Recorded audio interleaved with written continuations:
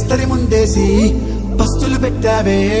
తీపి వస్తువు చుట్టూ తిరిగే ఈగని చేశావే సిగ్గేలేని మొగుడు గారండోయ్ గుయ్ గుయ్ గుయ్ గుయ్ అంటూ మీదికి రాకండోయ్ గంపెడి పిల్లలతో ఇంటిని నింపావే